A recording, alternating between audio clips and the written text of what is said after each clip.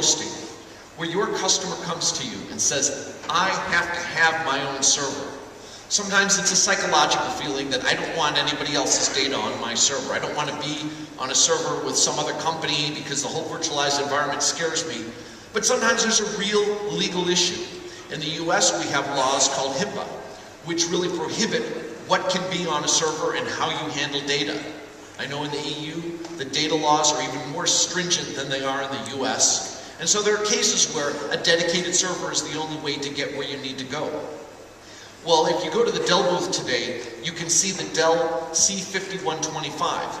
This is a 3U chassis which features 12 slide-out servers. So in a dedicated environment where you have to provide dedicated servers to your customers, you have 12 one-piece servers inside this chassis. Very easy to deploy, phenomenal density. So if you do have to have individual servers for individual customers, especially low utilization, this is a great solution because it gives you an extremely power efficient, small form factor footprint that fits very well into the rack.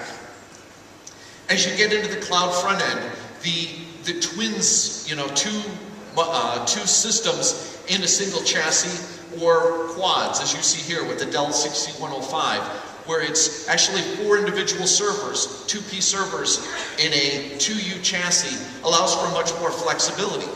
We see these being very, very interesting for cloud front end, where customers want a large number of cloud servers, but they want to minimize the footprint inside the rack. So being able to get 4 servers inside 2U helps drive that high density.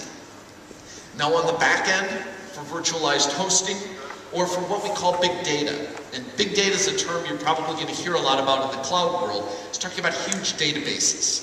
When you go to Facebook and you pull up your news feed and you see pictures and things that people are posting that are showing up on a variety of different end customers' screens as they pull up their Facebook page, those things are all cached.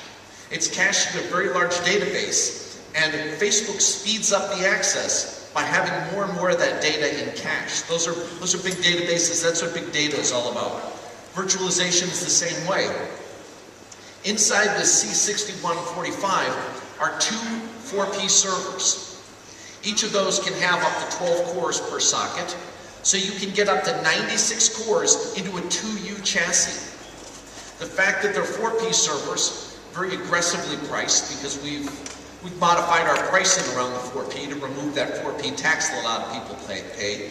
Now you have the ability to get a very cost-effective 4P that can be utilized for virtualization, for consolidating huge numbers of VMs, for handling cloud big data backends. You've got a lot of core density in a very small footprint.